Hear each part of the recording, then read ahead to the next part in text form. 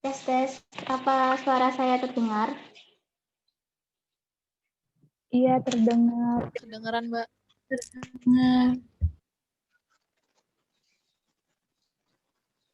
Baik. Assalamualaikum warahmatullahi wabarakatuh.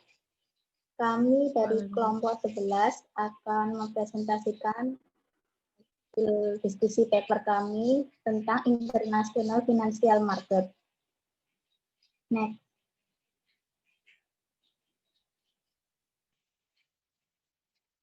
Paper yang pertama, can China cross-sectional dispersion of stock return influence the trading behavior of traders in other local market and China's trading partner? Next.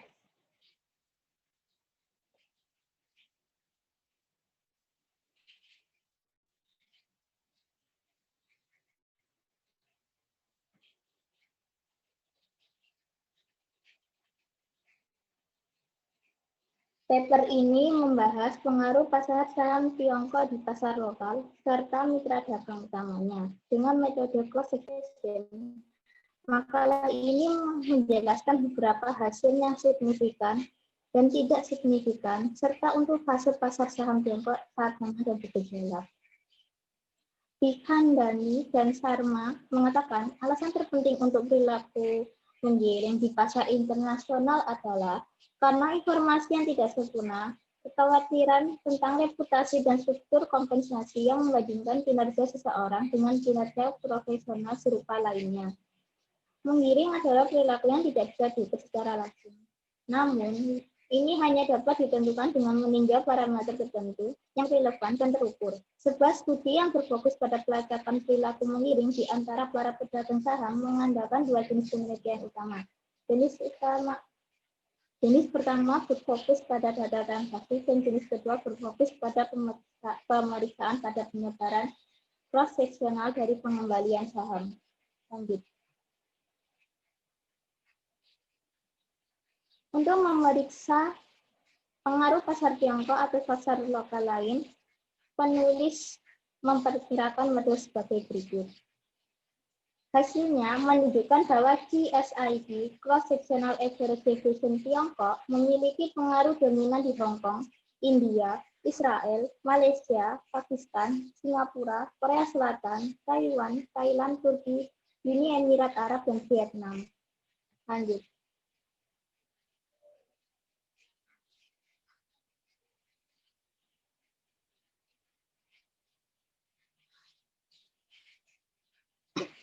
Sedangkan untuk pasar Eropa, tidak ditemukan bahwa Tiongkok mempengaruhi di negara-negara Eropa. Hal itu dibuktikan dengan hanya investor bisnis yang berkeliaran di pasar Tiongkok. Sedangkan untuk pasar Eropa Timur, ditemukan bahwa CSID Tiongkok telah mampu mempengaruhi Bulgaria, Republik Ceko, Hungaria, dan Rusia yang berkerumun di sekitar pasar Tiongkok. Di pasar Amerika Latin, ditemukan bahwa Brasil dan Chili terlihat di pasar Tiongkok. Kanada di kawasan Amerika Utara ternyata juga terlihat di pasar Tiongkok. Di pasar Afrika ditemukan bahwa baik Kenya maupun Mauritius terinspirasi oleh pasar di Tiongkok. Mengenai pasar Oceania dan Kepulauan Pasifik, ditemukan bahwa CSID Tiongkok telah mampu mempengaruhi Australia dan Selandia Baru. Lanjut.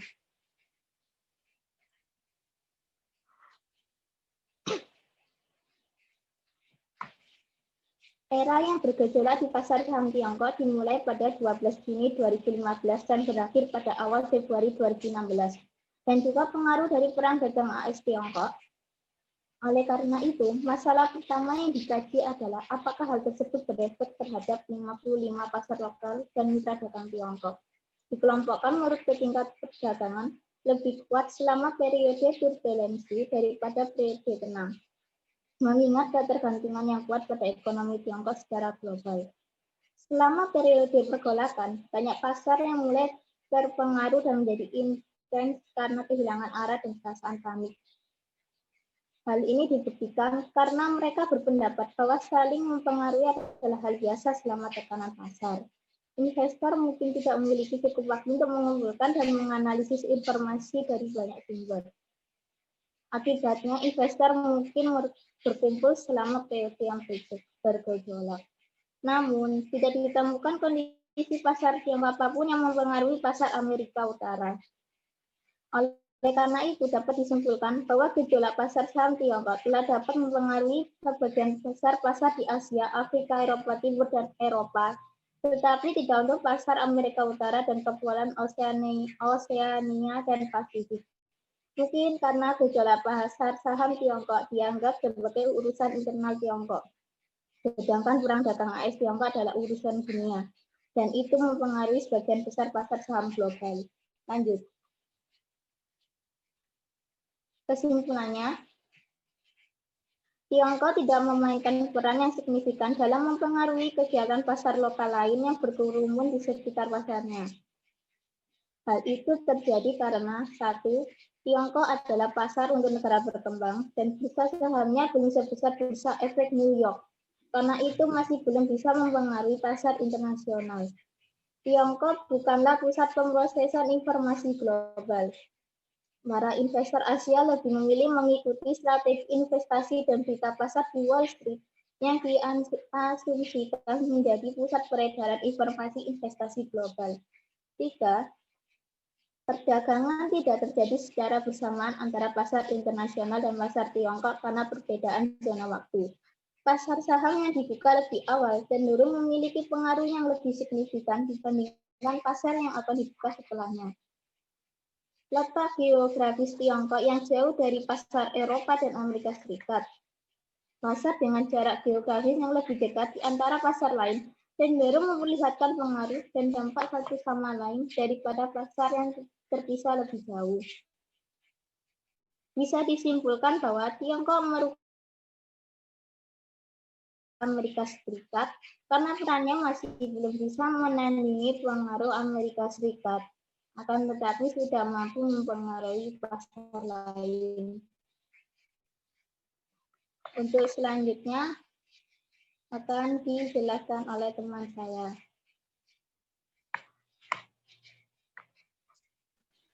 Paper kedua yaitu Can Policy and Financial Risk Predict Stock Markets? Next.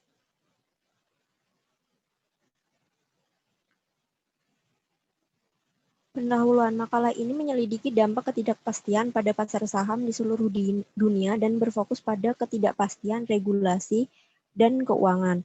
Indeks ketidakpastian kebijakan ekonomi atau EPU diperkenalkan oleh Baker dan kawan-kawannya pada tahun 2016.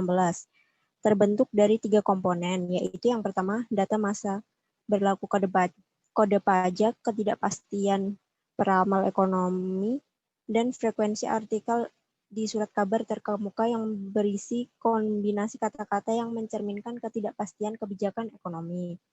Makalah ini berfokus pada volatilitas tersirat sebagai ukuran risiko keuangan dan ketidakpastian kebijakan ekonomi atau EPU yang juga mencakup risiko regulasi dengan menganalisis 12 pasar saham yang memiliki indeks EPU.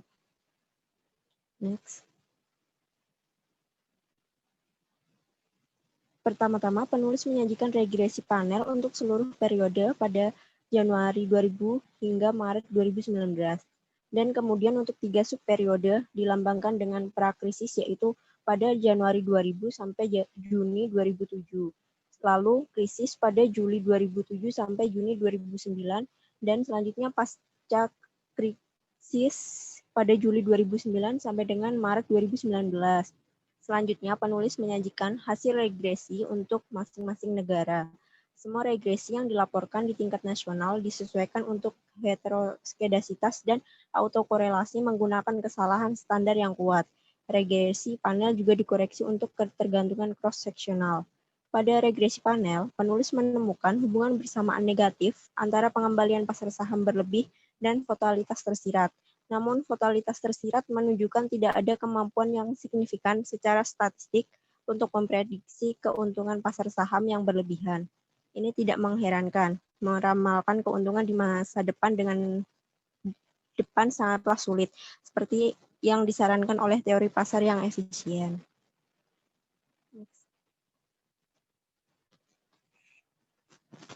Pada hasil 3 subperiode, penulis menemukan bukti kekuatan prediksi terbatas EPU pada keuntungan pasar saham berlebih selama krisis. Namun kami menemukan bahwa dalam skenario sebelum dan sesudah krisis, EPU yang tinggi memprediksi tingkat pengembalian pasar saham yang berlebih. Saat mengontrol faktor makro pada periode sebelum krisis, ditemukan hubungan prediktif negatif dengan suku bunga jangka panjang. Lebih lanjut, pada periode krisis, pengangguran yang tinggi memprediksikan tingkat pengembalian positif yang tinggi. Pada periode pasca krisis, ketidakpastian yang tinggi, baik volatilitas tersirat maupun EPU, memprediksi pengembalian yang tinggi. Hasil pada regresi untuk masing-masing negara yaitu hubungan negatif diamati antara pengembalian berlebih dan suku bunga jangka pendek di Jerman, Prancis, dan Belanda. Selain itu, hubungan negatif ditemukan antara pengembalian berlebih dan suku bunga jangka panjang di Kanada dan Hong Kong. Sementara, secara mengejutkan, hubungan ini positif untuk Prancis dan Belanda. Hubungan positif diamati antara inflasi dan keuntungan berlebih dan antara perubahan relatif dalam produksi industri dan keuntungan berlebih. Depresiasi mata uang dalam negeri terhadap dolar Amerika Serikat menunjukkan hubungan bersamaan yang positif dengan pengembalian indeks saham berlebih yang secara statistik signifikan pada tingkat 5% di Kanada, Hong Kong, India, Korea Selatan, Australia, dan zona euro atau hubungan negatif di Amerika Serikat. Next.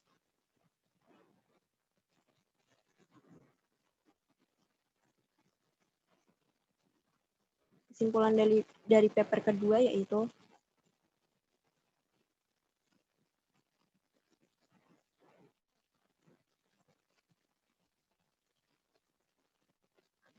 next.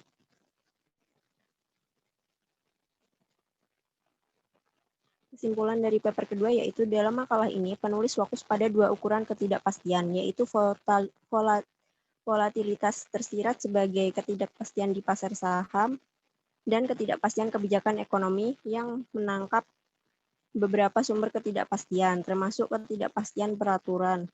Penulis mempelajari 12 pasar saham di Amerika Serikat, Kanada, zona euro, Jerman, Prancis, Inggris, Belanda, Jepang, Hong Kong, India, Korea Selatan, dan Australia untuk periode dari Januari 2000 hingga Maret 2019. Selain analisis individual dari masing-masing pasar saham, penulis juga telah mengevaluasi pasar saham ini secara bersama-sama melalui regresi panel yang disesuaikan dengan heteroskedasitas, autokorelasi, dan ketergantungan cross-seksional.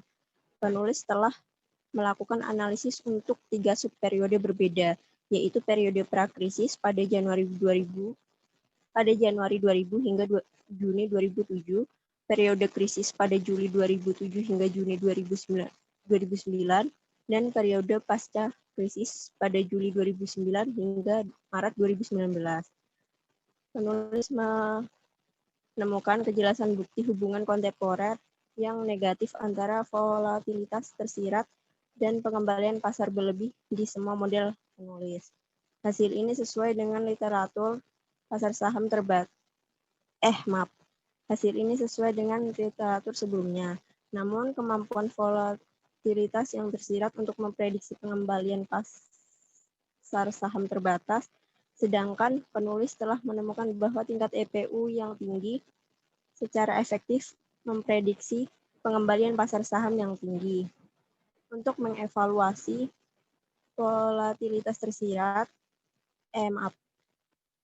Untuk mengevaluasi signifikansi ekonomi dari hasil ini, penulis telah membuat strategi perdagangan berdasarkan volatilitas tersirat, EPU, dan keduanya. Penulis telah menemukan ketiga strategi perdagangan yang dianggap sangat menguntungkan, secara konsisten mengungguli indeks saham acuan.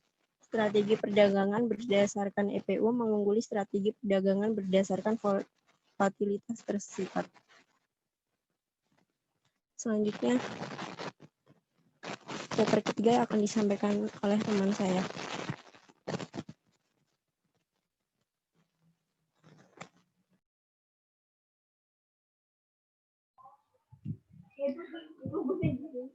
Untuk paper yang ketiga di sini yang berjudul The Global Stock Exchange and its Influence toward the Indonesian Stock Exchange after the global financial crisis in 2008. Pendahuluannya, permasalahan dalam penelitian ini selain untuk mengetahui pengaruh bursa global terhadap bursa efek Indonesia, juga untuk mengetahui bagaimana perkembangan kebangkitan atau kesembuhan setelah mengalami kesengsaraan. Selain itu, juga untuk mengidentifikasi pasar mana yang pulih lebih cepat dari yang lainnya. Untuk siklus kenaikan atau penurunan kegiatan ekonomi akan selalu terjadi dalam jangka panjang. Kenaikan akan menaikkan puncak dan kemudian penurunan akhirnya akan berakhir.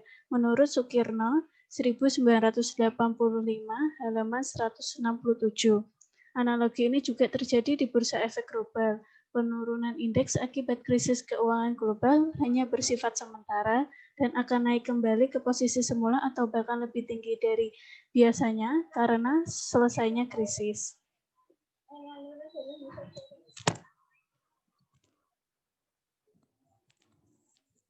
Pembahasan. Yang pertama, menurut trade-off atau return pasar dihitung berdasarkan naik turunnya suatu indeks sebagai salah satu indikator kinerja suatu saham.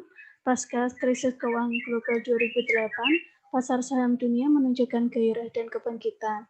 Terbukti 8 bursa dunia memberikan perbaikan pada kenaikan indeks positif. Meskipun laju kenaikannya masih bervariasi, berdasarkan rata-rata kenaikan indeks, Bursa Efek Indonesia atau JKSE memiliki kinerja terbaik dengan tingkat pertumbuhan indeks tertinggi sebesar 0,36%. Yang diukur dengan nilai standar deviasi, pasar Australia paling beresiko sebesar 1,02% dibandingkan dengan negara lain. Dibandingkan dengan Indonesia atau JKSE, dapat dikatakan bernominasi Australia atau ASX karena memiliki trade-off return pasar sebesar 0,36%. Ini lebih tinggi dari Australia yang hanya 0,04%. Dari aspek resiko, JKSE memiliki standar deviasi sebesar 0,46% dan lebih rendah dari ASX atau Australia sebesar 1,02%. Artinya, Bursa Efek Indonesia atau JKSE memiliki trade-off return pasar yang beresiko tinggi dan rendah. Berdasarkan analisis regresi, secara simultan ketujuh bursa dunia berpengaruh positif signifikan terhadap Bursa Efek Indonesia. Dibandingkan dengan hasil penelitian sebelumnya, temuan empiris penelitian ini mendukung penelitian sebelumnya oleh Mansur 2005 dan Darmawan 2009, yang menyatakan bahwa pasar global secara simultan mempengaruhi Bursa Efek Indonesia atau JKSE, sedangkan secara parsial terdapat 3 bursa dunia yang berpengaruh positif signifikan terhadap Bursa Efek Indonesia, yaitu Bursa Amerika Serikat, London, dan Hong Kong. Yang paling dominan adalah HSI. Berdasarkan analisis ANOVA, diperoleh hasil bahwa tidak terdapat perbedaan yang signifikan antara rata-rata return pasar saham global pasca krisis keuangan global. Artinya, setelah krisis keuangan global, pasar saham pulih secara umum dengan tingkat pemulihan yang sama. Tidak ada perbedaan rata-rata return pasar yang tercermin dari 8 signifikan pasar global sebagai objek penelitian. Kesimpulan dari paper 3 ini, yang pertama, pasca krisis keuangan global 2008, tepatnya pada periode September 2009 hingga 2010, indeks pasar global mulai pulih meski tidak senormal sebelum krisis. Hal ini ditandai dengan nilai rata-rata pengembalian return pasar yang bertanda positif.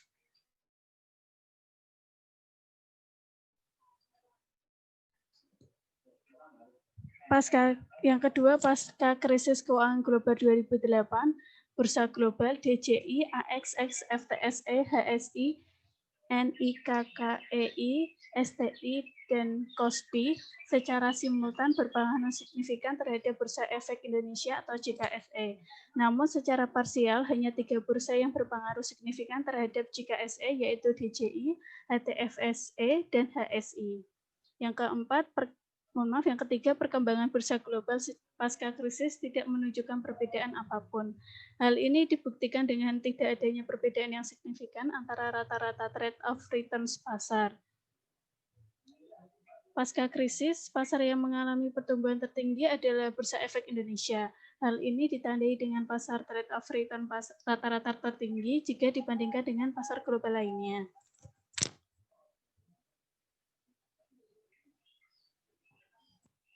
Kesimpulan dari ketiga paper kami yaitu kondisi pasar saham dunia, terutama di Amerika Serikat dan Tiongkok, dapat mempengaruhi kondisi pasar saham negara lain, termasuk di Indonesia.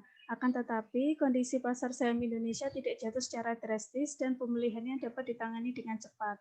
Pemulihan tersebut dapat dilakukan dengan melihat pergerakan EPU atau Indeks Ketidakpastian Kebijakan Ekonomi, yang dapat memprediksi pertumbuhan pasar saham selanjutnya, walaupun tidak memiliki pengaruh terhadap volatilitasnya. Sekian presentasi dari kelompok kami. Apakah ada pertanyaan dari teman-teman?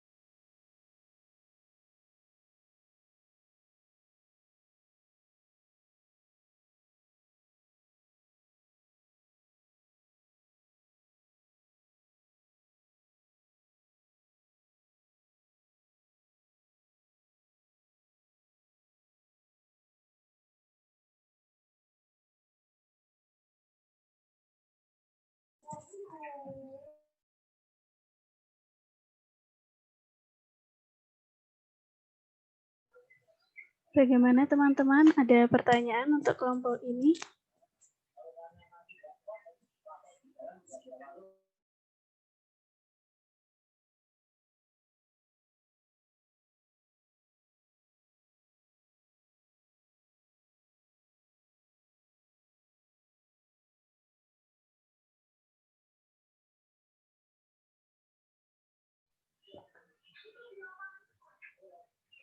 Jika tidak ada pertanyaan untuk kelompok ini, presentasi akan dilanjutkan ke kelompok selanjutnya.